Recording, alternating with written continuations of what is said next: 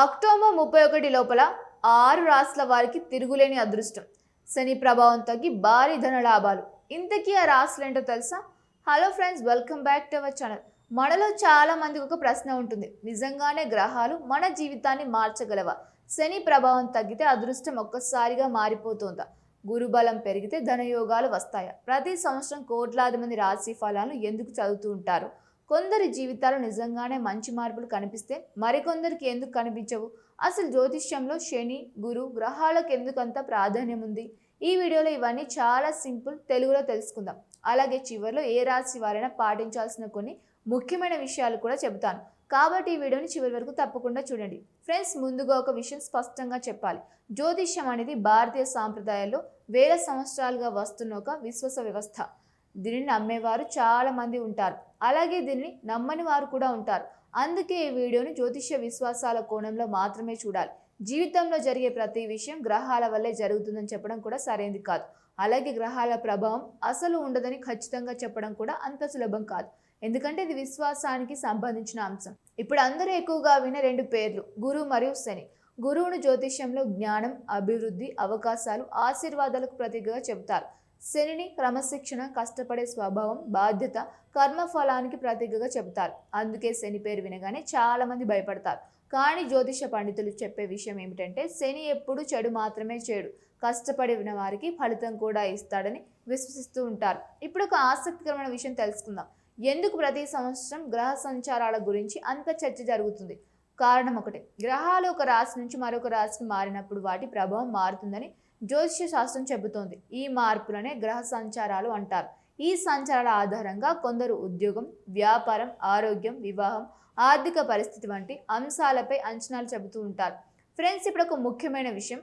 చాలా మంది రాశి ఫలాలు విన్న వెంటనే ఇక నా అదృష్టం మారిపోయింది అని అనుకుంటారు.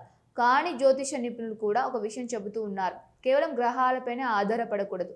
మన కష్టం, మన నిర్ణయాలు, మన అలవాట్లు కూడా అంతే ముఖ్యమైనవి. ఒక రైతు మంచి విత్తనం వేసినా నీళ్లు పోయకపోతే పంట రాదు.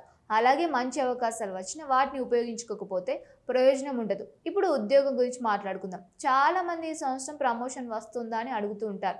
జ్యోతిష్యం ప్రకారం కొన్ని కాలాల్లో కొంత అవకాశాలు రావచ్చని చెబుతారు.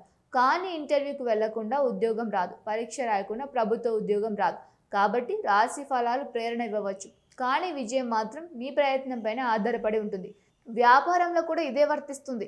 కొన్ని నెలలు మార్కెట్ బాగా ఉండవచ్చు, కొన్ని నెలలు మందగమనం ఉండవచ్చు. దీన్ని కేవలం గ్రహాలతో మాత్రమే ముడిపెట్టడం కంటే మార్కెట్ పరిస్థితులు, పెట్టుబడులు, వినియోగదారుల అవసరాలు కూడా చూడాలి. విజయవంతమైన వ్యాపారాలు జ్యోతిష్యాన్ని నమ్మినా కూడా మార్కెట్ విశ్లేషణను మాత్రం ఎప్పుడు వదిలిపెట్టరు. ఇప్పుడు ధనయోగం గురించి మాట్లాడుకుందాం. చాలా మంది ధనయోగం అంటే ఒకసారిగా లాటరీ తగలడం అని అనుకుంటారు. కానీ వాస్తవానికి మంచి ఉద్యోగం రావడం, వ్యాపారం పెరగడం, ఖర్చులు తగ్గడం, పొదుపు పెరగడం, పెట్టుబడులు మంచి ఫలితాలు ఇవ్వడం కూడా ధనయోగంగానే భావిస్తారు. అందుకే డబ్బు విషయంలో ఎప్పుడూ ప్లానింగ్ చాలా ముఖ్యం.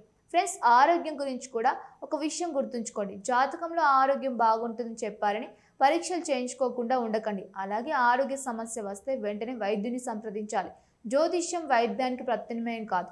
ఇది చాలా ముఖ్యమైన విషయం. ఇప్పుడు కుటుంబ జీవితం గురించి మాట్లాడుకుందాం. గ్రహాల కంటే మన మాట తీరు, మన ప్రవర్తన, పరస్పర గౌరవం ఎక్కువ ప్రభావం చూపుతాయి.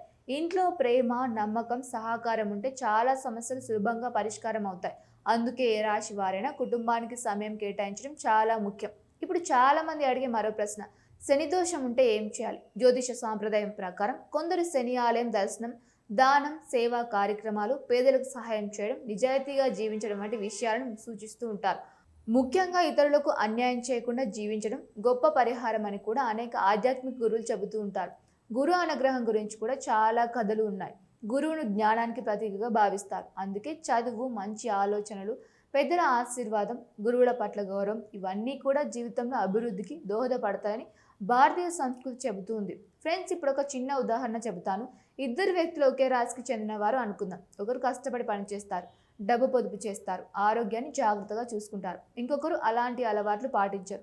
ఇద్దరికి ఒకే ఫలితం వస్తుందా? ఖచ్చితంగా కాదు. అందుకే రాశి ఫలాలను ఒక మార్గదర్శకంగా మాత్రమే చూడాలి, జీవితానికి పూర్తి నిర్ణయం కాదు. ఇప్పుడు ఏ రాశి వారైనా పాటించాల్సిన 5 ముఖ్యమైన విషయాలు చెబుతాను. మొదటిది, ప్రతి నెల ఆదాయంలో కొంత భాగాన్ని పొదుపు చేయండి. రెండోది ఆరోగ్య పరీక్షలను నిర్లక్ష్యం చేయకండి. మూడోది కుటుంబ సభ్యులతో సమయం గడపండి. నాలుగవది కొత్త నైపుణ్యాలు నేర్చుకోండి. ఐదవది ఎలాంటి నిర్ణయం తీసుకున్నా ఆలోచించండి. ఈ 5 అలవాట్లు ఏ రాశి వారికైనా ఉపయోగపడతాయి. ఫ్రెండ్స్, అదృష్టం అనేది తలుపు తట్టవచ్చు, కానీ ఆ తలుపు తెరవాల్సింది మాత్రం మనమే. జ్యోతిష్యం మనకు ఆశను ఇవ్వవచ్చు, ధైర్యాన్ని ఇవ్వవచ్చు, కానీ కష్టం చేయాల్సింది మనమే. విజయం సాధించాల్సింది కూడా మనమే. అందుకే గ్రహాలపై నమ్మకం ఉన్నా లేకపోయినా జీవితంలో నిజాయితీ, క్రమశిక్షణ, కష్టం నేర్చుకునే తపన ఎప్పుడు వదలకండి. మరి మీరు జ్యోతిష్యాన్ని నమ్ముతారా? రాశి ఫలాలను క్రమం తప్పకుండా చూస్తారా? మీ అభిప్రాయాన్ని కామెంట్లో తప్పకుండా తెలియజేయండి. ఈ వీడియో మీకు నచ్చితే లైక్ చేయండి, ఫ్రెండ్స్తో ఫ్యామిలీతో షేర్ చేయండి. ఇలాంటి జ్యోతిష విశ్లేషణలు, భారతీయ సాంప్రదాయాలు, ఆధ్యాత్మిక అంశాలు, ఆసక్తికరమైన విషయాల కోసం మన ఛానల్ వెంటనే సబ్స్క్రైబ్ చేసి బెల్ ఐకాన్ ప్రెస్ చేయండి. మళ్ళీ కలుద్దాం మరో ఇంట్రెస్టింగ్ వీడియోతో. అప్పటి వరకు జాగ్రత్తగా ఉండండి. Thank you for watching.